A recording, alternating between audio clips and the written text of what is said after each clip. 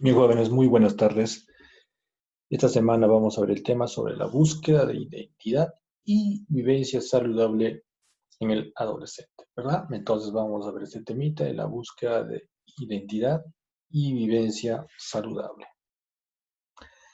Primeramente tenemos la identidad personal, cultural y sexual. Tres puntos a tomar en cuenta. Primeramente, ¿qué es la definición de la identidad personal? Vamos a ver. Definición de identidad personal. Definida como el conjunto de rasgos que hacen a la persona única y diferente, así como la conciencia que se tiene de quién, de ella, ¿verdad? Así como la conciencia que se tiene de ella. Esa debe ser la identidad personal, la que te hace única, diferente a los demás. O esos rasgos, esas características que tú lo asumes como tuyo. Entonces te estás, en otras palabras, identificando como tu misma persona. Y tienes la conciencia pues, que se tiene de ella, ¿verdad? La conciencia que se tiene de ella. Si no hay conciencia, si no hay eso, entonces quiere decir que no te estás reconociendo, que no te estás definiendo como lo que tú eres realmente. Identidad personal. La adolescencia es una etapa crítica para algunos autores. Dicen una etapa crítica. Cuando ya se dice que es crítica, está dando a entender que todos los adolescentes tienen que tener un periodo crítico, conflictivo, problemático. Y yo creo que esto no es tanto así, ¿verdad? ¿Ustedes creen? Los adolescentes tienen que ser conflictivos porque están en una etapa crítica. Todos los adolescentes tienen que ser conflictivos. Yo creo que no, ¿verdad? Entonces, muchas veces esta parte pareciera ser que algunos adolescentes lo asumen como que tiene que ser así. Y los papás también asumen como que el hijo tiene que ser así. Es un adolescente, tiene que ser así. Por lo tanto, lo dejan, pero no se dan cuenta que ese tener que ser así se les puede ir de la mano, pues. Entonces, por lo tanto, no es que tengan que ser así, no es que tengan que ser así, ¿ya? Entonces, los adolescentes, dice, la adolescencia es una etapa crítica, entre comillas, de la vida caracterizada por profundos cambios en la conducta. ¿De que va a haber cambios? Sí va a haber cambios, porque ya no piensa que como un niño de 7, 8, 10 años, porque el pensamiento se va a enfocar como un grupo de 15, 14, 13 años, ¿verdad? Entonces, cambio de conducta indudablemente tiene que haber, porque no te vas a comportarte como un niño. ¿Te dan cuenta? Entonces, ¿cuáles son esos cambios de conducta? Principalmente son tanto en lo emocional, en lo intelectual, en lo sexual y en lo social. En lo emocional, ¿por qué sería? ¿Por qué sería? Por una inestabilidad, ¿verdad? Un cambio repentino del humor, reaccionar frente a cualquier circunstancia que te cause enojo, fastidio. ¿Te das cuenta? Entonces, estas emociones van a ir desarrollándose, pero puede que sea de manera conflictiva por la etapa crítica que dicen algunos autores. Entonces los adolescentes reaccionan de una manera abrupta frente a cualquier consejo, frente a cualquier crítica, frente a cualquier rumor. Por lo tanto, las emociones se podría decir que están ahí inestables frente a cualquier, eh, ¿qué se puede decir? A cualquier estímulo, ¿ya? Entonces hay que ver esto. Los cambios de la conducta en lo emocional y en lo intelectual. ¿Qué sería? Cuando hablamos de intelectual estamos hablando ya del procesamiento del pensamiento. El joven quiere otras cosas, anhela otras cosas. Entonces, intelectualmente también se va a abrir a lo que era un niño, por lo tanto, lo mismo que si está aprendiendo, está absorbiendo el exterior, entonces todo eso le va a hacer cambiar también su manera de pensar frente a la vida. ¿Se dan cuenta? Y ese frente a pensar también puede ser bueno, pero también puede ser malo. Empieza a querer salir de la casa, quiere independencia porque su pensamiento le dice eso, no te das cuenta. Entonces, está ahí, también puede que asuma ideologías que no van de acuerdo a él, pero lo asume, ¿verdad? Entonces, todo esto de lo intelectual también puede cambiar, pero puede ser también para mal. Y en lo sexual puede haber una distorsión, pues una distorsión, una conducta sexual distorsionada. Puede ser buena si es que este niño lo llevó de una manera buena, su sexualidad lo desarrollaron los papás y él mismo de una manera adecuada, y cuando llega a esta etapa lo toma como algo normal, natural. Por lo tanto, tiene la seguridad de sí mismo, él tiene toda su identidad ya establecidas, su rol a donde se identifica, por lo tanto no hay nada que temer. Pero si una persona no tuvo ninguna orientación al respecto, entonces pueden haber trastornos de la conducta sexual, como que, a ver, como un voyerismo, fetichismos, transexualismo, lesbianismos, homosexualismo. Entonces puede haber, ¿verdad? Entonces una conducta inadecuada en el plano sexual, que eso se va a desarrollar con la adolescencia. Y en lo social, ya vendría a ser la parte ya del medio con el cual interactúa. Lo sexual también está dentro de lo social, la familia está dentro de lo social. La sociedad engloba todo aquello que se pueda relacionar con más de dos personas. ¿Se dan cuenta? En que este plano está dentro, lo emocional es dentro, puede ser personal, pero en lo social ya implica dos a más personas. Por lo tanto, el cambio acá, ¿cómo sería? Una conducta agresiva, una pelea entre los papás, conflictos entre los hermanos, conflictos entre los padres, conflictos, no hay un buen manejo de las emociones en el plano social. Por lo tanto, estas conductas pueden ser distorsionadas y pueden ser llevadas a mal. Por lo tanto, hay que saber sobrellevar toda esta parte. Pero de que se van a dar cambios en lo emocional, se van a dar cambios. Se van a dar cambios en lo intelectual, en su pensamiento, se van a dar sí o sí cambios. Se van a dar cambios en lo sexual, sí o sí se van a dar cambios en lo sexual, porque va a haber una inclinación, pues, hacia el otro sexo. Sí o sí tiene que haber un cambio acá. En lo social también va a haber cambios. De repente va a querer imponer una nueva sociedad, tiene un sueño, tiene un anhelo, tiene un proyecto, por lo tanto, sí o sí va a haber un cambio acá.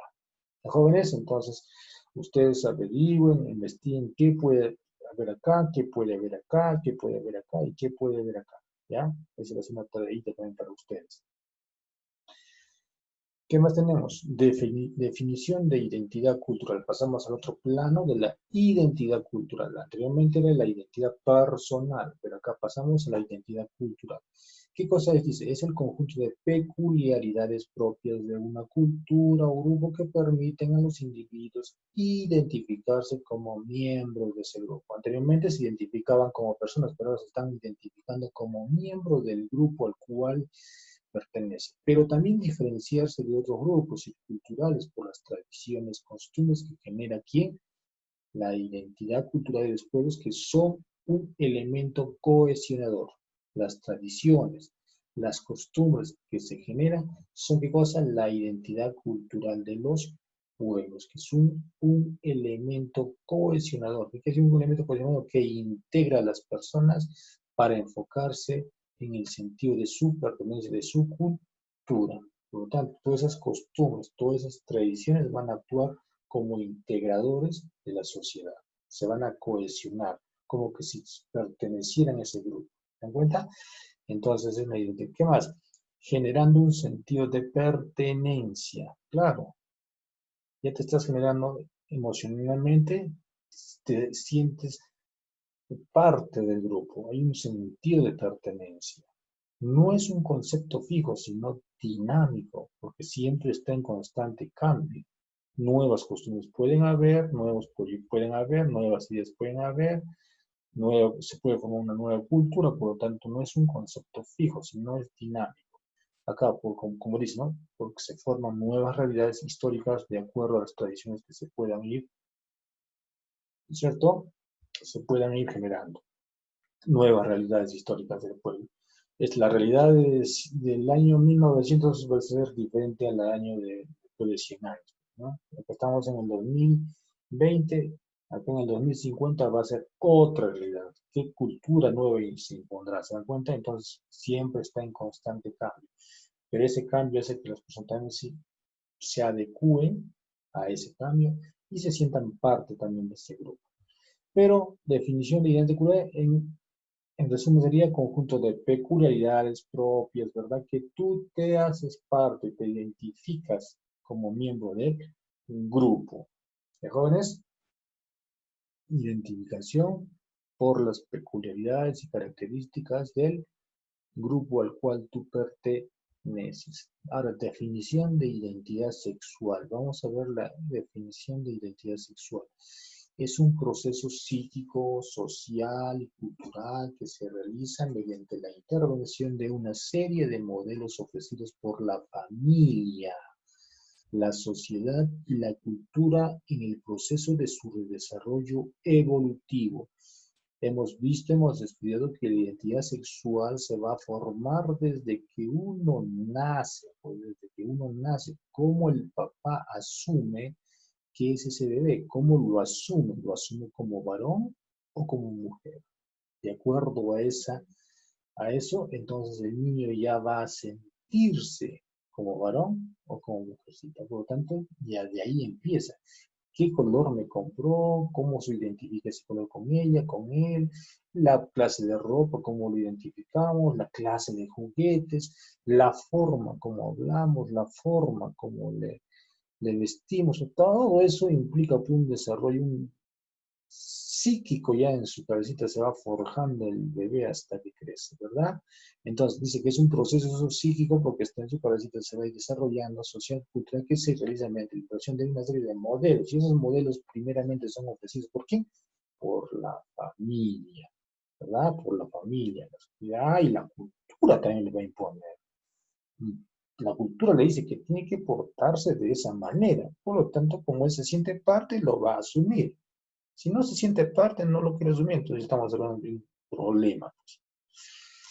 ¿Qué más? Contribuyen a su logro de la identificación sexual. ¿Quiénes contribuyen a su logro de la identificación sexual? Vamos a ver. La identidad de género, el rol de género, el medio ambiente y la orientación sexual. Todos estos contribuyen a fortalecer o a desarrollar la identificación sexual. La identidad de género, bien sabemos que es el reconocimiento y la aceptación de cómo soy yo. Si soy masculino, soy de sexo masculino, soy de sexo femenino, entonces ya te estás reconociendo y te estás aceptando tal y como eres, pues, ¿no? Te estás identificando con el género al cual perteneces. Y cuando hablamos de rol de género, ya estamos hablando pues, de comportamientos, actividades de acuerdo al género, ¿cierto? Trabajos de acuerdo al género, comportamientos de acuerdo al género. Por lo tanto, estamos hablando de comportamientos y conductas que son de acuerdo al género. No puede haber acá incoherencia, no puede haber. Y el medio ambiente, más que todo está impuesto por la familia y la sociedad, que van a ayudar a fortalecer, a dirigir, a enseñar, todo eso para fortalecer su identificación sexual y la orientación sexual, la parte emocional, ¿cierto? Cuando hablamos de orientación nos estamos refiriendo a las emociones que tú tienes respecto a ti mismo. Acá tú te puedes reconocer racionalmente, sí, soy varón, soy mujer, pero dentro de tus emociones hay algo que no está no está, pues no está, no concuerda con lo que tú estás aceptando. Por lo tanto, esta parte es importantísima, porque es lo que va a prácticamente hacer, a fortalecer todos estos campos. La parte emocional, la parte interna, lo que nadie ve en ti, cómo te sientes realmente. Entonces, si tú te sientes identificado emocionalmente, entonces quiere decir que estás yendo por buen camino. Imagínense un ejemplo. El papá le compra al niño un juguete con el cual dice, no, mi hijo es varón, por lo tanto le tengo que comprar un juguete para varón. Y el niño lo asume como parte de él, se identifica emocionalmente, se alegra, todo, ¿verdad? Las emociones se van ahí, ¿no? A plegar con el juguete y con sí mismo. Por lo tanto, lo está asumiendo como parte. Entonces está reconociendo la atracción emocional. Y entonces está ahí, ¿verdad? ¿Y qué pasa si le da el juguete y el niño lo ve y emocionalmente dice, lo deja ahí, pero se inclina por otras cosas? Entonces quiere decir que no está fortaleciendo sus emociones para fortalecer cosa, la identidad sexual. Entonces, si vemos ese aspectito nada más en la familia, entonces hay que ver esa parte. De ahí podemos educar y ver cómo se puede dirigir realmente. Si dejamos pasar esto, puede ocurrir problemas. En cuenta entonces la atracción emocional, la inclinación emocional, tiene que ver mucho en la orientación sexual que tú vayas a asumir después. Y todos estos 4 aspectos van a fortalecer cosas, la identidad sexual. ¿Qué más tenemos acá? El autoconocimiento, autoconcepto, autoestima e imagen corporal. Definición de autoconocimiento. ¿Qué es el autoconocimiento? Es el conjunto de cosas que sabemos acerca de quiénes somos, pues, ¿no es cierto? De quiénes somos. Nos permite comprender, reconocer quiénes somos, la cual es el inicio para aprender a valorarnos y querernos como personas. Es la base de qué cosa? De la autoestima, el autoconocimiento. Estás propuesta, ¿no? Un conjunto de cosas que sabemos acerca de quiénes somos. Estás aprendiendo. Nos permite comprender y reconocer cómo vamos a actuar y cómo vamos a aprender. A valorarnos, a querernos como personas. Y esa es parte, como dice, el inicio, la base de la autoestima. Entonces, el autoconocimiento como tal tiene varias fases. Ya tiene fases. Esta vez vamos a ver 3 fases. La autopercepción, que es la capacidad de percibirnos a nosotros mismos como individuos con un conjunto de cualidades y características diferenciadoras. Capacidad de percibirnos a nosotros mismos. Por eso dice autopercepción. Nadie te está enseñando, tú mismo te estás autopercibiendo. Capacidad de percibirte a ti mismo. Memoria autográfica, es la construcción de nuestra propia historia personal. Todo aquello que has hecho, entonces prácticamente estás reconstruyendo por esa memoria autobiográfica que tienes de ti mismo. ¿Mm? Autoaceptación supone la capacidad del propio individuo de aceptarse tal y cual como es. Cuando hablamos de auto quiere decir que tú mismo te estás generando en ti esa capacidad para ir más allá. Nadie te está obligando, no te está diciendo nada, ¿verdad? ¿Y qué cosa más? Este punto importantísimo. Todo esto es reflexivo. Claro, todo es reflexivo. Si no hubiese reflexión, no creo que te llegaría, no creo que te pongas a pensar en esto, en esto, en el otro. No. En cambio, cuando es reflexivo, te pones a pensar en eso, sientes capaz de percibirte a ti mismo, te pones a verte, a reconstruir tu vida en el pasado, cómo fue, y te das cuenta cómo llegó todo eso, si hubo traumas, si hubo hechos buenos, malos, todo eso, entonces lo está, y después llegas a la autoaceptación. Si no hay una aceptación de todo eso, entonces está generando un conflicto interno. Entonces, ¿para qué? La aceptación, creo yo, es la parte, ¿no? Lo que va a culminar todo ese proceso, ya sea negativo o positivo. ¿Ah? Si no hay aceptación, pues no puedes seguir, pues, no puedes seguir. Hay que aceptarse, tal y como es, con lo positivo y con lo negativo, para poder seguir adelante. Y como hemos visto, todo esto es reflexivo, jóvenes. Entonces, el autoconocimiento, conjunto de cosas de quiénes somos, capacidad de percibirnos, y base de la autoestima.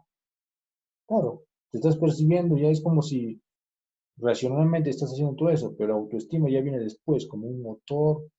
Te das cuenta que te va a generar hacer las cosas, llevar a hacer las cosas.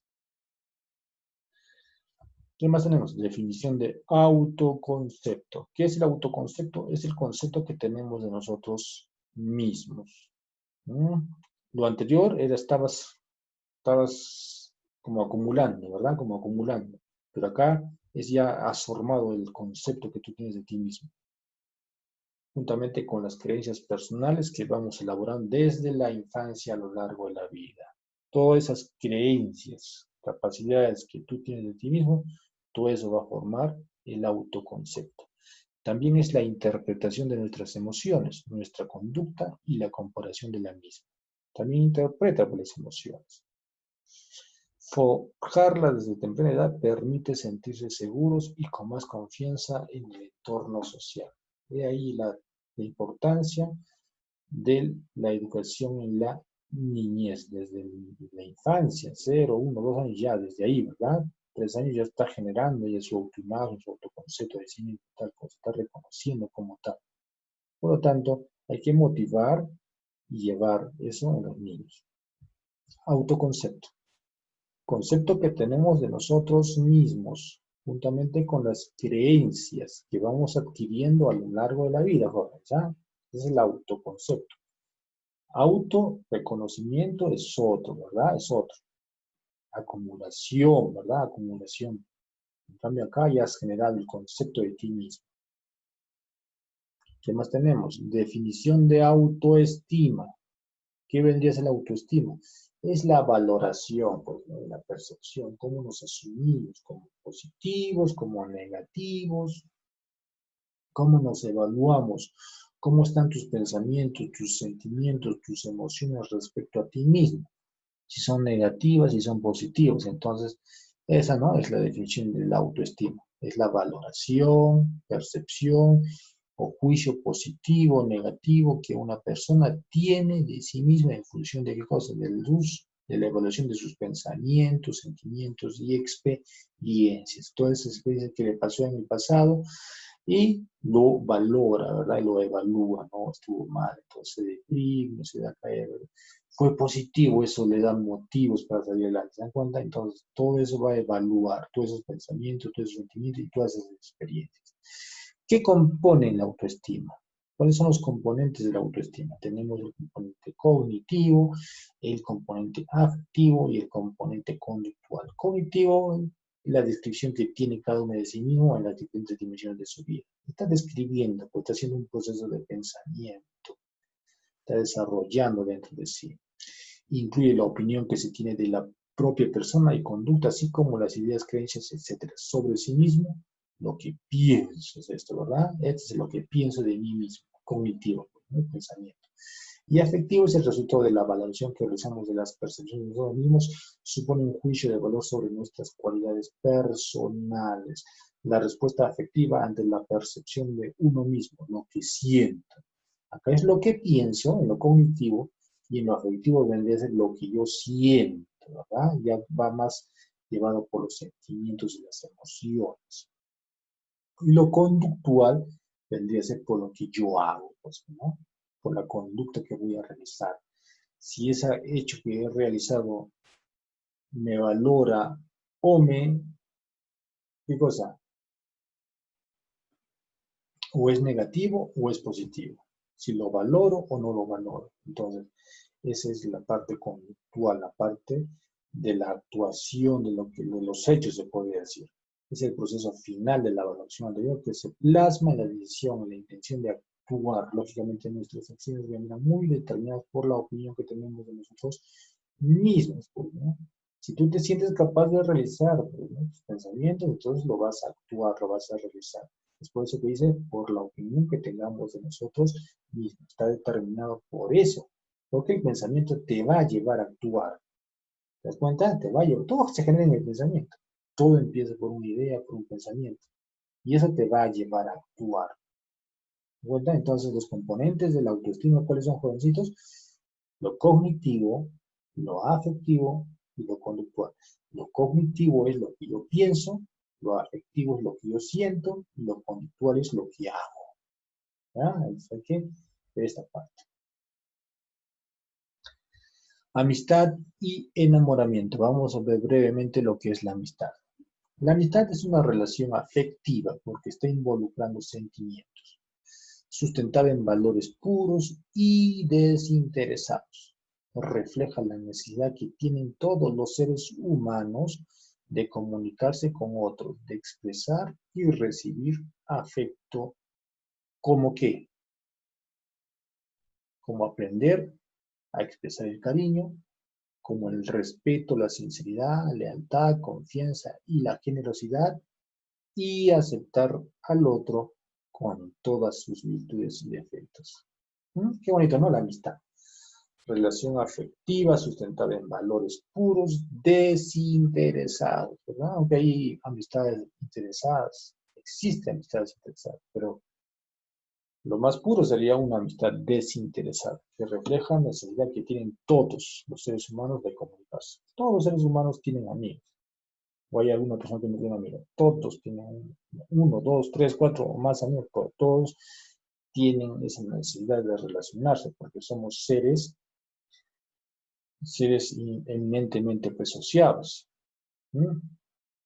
Entonces la amistad nos va a conllevar a eso, ¿no? A relacionarnos con las demás personas. Y nos va a ayudar a qué cosa? A aprender a expresar el cariño, ¿no? A expresar el respeto, la sinceridad, también nos va a ayudar a eso, la confianza. Y lo último, a aceptar al otro con todas sus virtudes y defectos. Después con los adolescentes tienen amigos que se sienten confiados porque saben que no les van a decir absolutamente nada y les van a aceptar con sus virtudes y defectos. ¿Me dan cuenta? Todo lo contrario. En cambio, en la casa puede haber una especie de ¿qué cosa? De, de conflicto. ¿Sí? De repente el papá no acepta lo que el hijo está haciendo, el hermano no acepta lo que el hijo está haciendo, pero un amigo pues, le va a aceptar absolutamente todo, no le va a decir nada, no le va a juzgar en nada. ¿No? ¿Se dan cuenta? Entonces, tiene que haber acá un equilibrio, ¿verdad? Que hay amigos que también tienen que ayudar a los amigos, pues no se trata de que acepten absolutamente todo y no le dicen nada, y le festeja que todo lo que hace.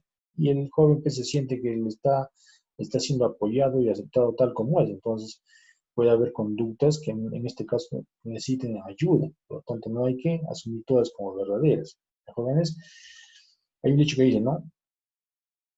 Trata a tu amigo como si fuese tu padre y trata a tu padre como si fuese tu amigo. ¿Me entienden ese dicho? A ver, trata a tu padre o a tu amigo como si fuese tu padre. O sea, no hay que creer en todo lo que nos dicen los amigos, pues.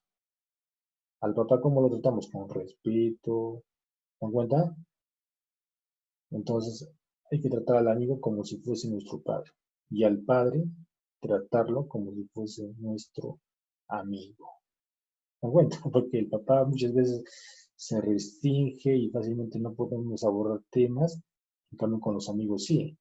Entonces, si tratáramos a los padres como amigos, entonces se, esa barrera se disiparía fácilmente. Ya no había esa barrera que nos limita a una comunicación eficaz con los papás. Por lo tanto, hay que ver eso, ¿no? Ese conseguir, a ver ese dicho que dice. ¿Qué más tenemos aquí? A ver, el enamoramiento, la otra, ¿no? La otra parte. Es una vivencia, dice, propia de la adolescencia. Se considera como un aprendizaje de su sexualidad propia del desarrollo fisiológico de su edad que permite el desarrollo personal, así como el conocimiento del otro sexo. Ese vendría a ser el enamoramiento. Es una etapa de la vida propia, ¿no? Como un aprendizaje más que todo acá de la sexualidad propia del desarrollo fisiológico de su edad que permite el desarrollo personal. Anteriormente había un aspecto, en la amistad había un aspecto simplemente afectivo, de cariño, de respeto, de todo eso. En cambio acá hay un aprendizaje más que todo relacionado con la sexualidad propia del desarrollo fisiológico, del mejoramiento. ¿Qué cosa es? Es un estado de ánimo asociado con reacciones psicofisiológicas. En la amistad no había esto, ¿verdad? Las reacciones psicofisiológicas. Simplemente era una especie de entablar relaciones amicales con las personas, pero acá no. Es un estado de ánimo que te va a impulsar a llevar a cabo por reacciones de cosas psicofisiológicas. O sea, está relacionada con la mente y la fisiología. Hemos visto cómo los cambios producidos en la adolescencia surgen, ¿verdad? Más que todo en la parte, en los órganos sexuales, como la hipófisis va a actuar sobre las gónadas, sobre las glándulas sexuales, para que puedan generar hormonas y estas hormonas hagan diferencias entre los hombres y las mujeres. Y esto va a acarrear también en la parte emocional, en su pensamiento. ¿Te das cuenta? Entonces, Pues, ¿no? El enamoramiento es un estado de ánimo asociado con reacciones psicofisiológicas. Se la vive con gran intensidad, pero a la vez con inseguridad. Claro, abierto, ¿verdad? Totalmente a veces con una gran intensidad, pero también con una gran inseguridad que pueda ocasionar todo esto. ¿Por qué? No es fácil sobrellevar esto. Tiene consecuencias, pues, ¿no? Tiene consecuencias. El enamoramiento debe una experiencia que ayude, ¿no? El enamoramiento debe ser una experiencia que ayude a crecer como persona en sus sentimientos y proyectos. Dado que te vas a relacionar con un sexo opuesto, dice que el enamoramiento, si es que se van a enamorar, si es que acá no estamos diciendo que te enamores, no, no estamos diciendo que te enamores, ojo, estamos diciendo que si se da el enamoramiento, debe ser una experiencia que ayude a crecer a quién, a la persona. ¿En qué? En sus sentimientos y proyectos. Imagínate que te enamores y tus sentimientos se vayan desgrabajando, hayan peleas, haya conflictos, que esto, que el otro, entonces no te está llevando a crecerte a ti como persona. Al contrario, te está destruyendo emocionalmente. Y si es así, mejor no, pues. Porque de repente no hay la suficiente experiencia cómo sobrellevar y entender todas esas cosas. Entonces de repente no estás en el momento, no hay una madurez adecuada todavía. Y tanto en los proyectos, en el estudio, puede perjudicarte inclusive. Si todo esto se da, afecta a los sentimientos, afecta a los proyectos, el enamoramiento está haciendo mal. ¿Te das cuenta? Está mal. Pero ¿qué pasa si es que se da, te ayuda en tus sentimientos y te ayuda en tus proyectos? Entonces en buena hora a continuar. Los jovencitos, pero no es una regla que se dé. Puede haber, como dice, puede haber. ¿Ya?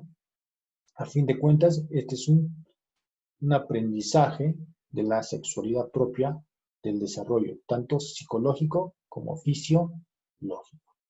Todos van a atravesar por este punto, todos, pero todo a su debido momento. 13 años no creo que la madurez sea adecuada para esta etapa. Amigos sí, amistades sí, 15, 16, 17, puede ser, algunos sí, pero siempre y cuando, como hemos visto, no afecte los sentimientos y los proyectos y no genere conflictos pues, en la familia, en la casa. ¿Me aguanta? Entonces, si todo es llevado de una buena manera, hay una comunicación activa con los papás, entonces se puede llevar. De jóvenes, entonces, este enamoramiento no es un juego, ya no es un juego, es algo más serio que la amistad, inclusive. De jóvenes, ¿qué más tenemos aquí? Importancia de la amistad y el enamoramiento. Importancia. La amistad, ¿por qué es importante? Es importante porque nos permite, pues, desarrollarnos con los demás, desde la niñez inclusive, toda la vida. Esto va a seguir adelante. ¿Me cuenta? Y el enamoramiento, ¿por qué es importante? Porque nos permite experimentar las habilidades sociales y emocionales. Pues, ¿no? Permite desarrollar habilidades sociales y emocionales. Habilidades, ¿ah? Con un amigo tú haces, como no hay miedo, no hay nada, enamoramiento, hay habilidades como entrar, ¿verdad? Tanto sociales como emocionales. Cómo sobrellevar si hay una ruptura del enamoramiento. ¿Quién sabe que puede ocasionar problemas en ti? Por lo tanto, es importante, ¿verdad? Amistad y enamoramiento es importante, pero llevarlo de una manera adecuada y responsable. La parte, ¿no? Responsable, responsabilidad. Si en ti no está la responsabilidad y en ti solamente existe puro instinto, pura impulsividad, solamente porque lo fisiológico te ordena que tiene que ser así, entonces te estás dejando llevar netamente por impulsos. Como ahorita va que el enamoramiento y la amistad nos ayudan a fortalecer a la misma persona, a crecer como personas e inclusive a desarrollar proyectos si son llevados de una buena manera. Bien, jovencitos, entonces hasta aquí el tema de esta semana sobre la formación de la identidad de la persona. Nos vemos la próxima semana.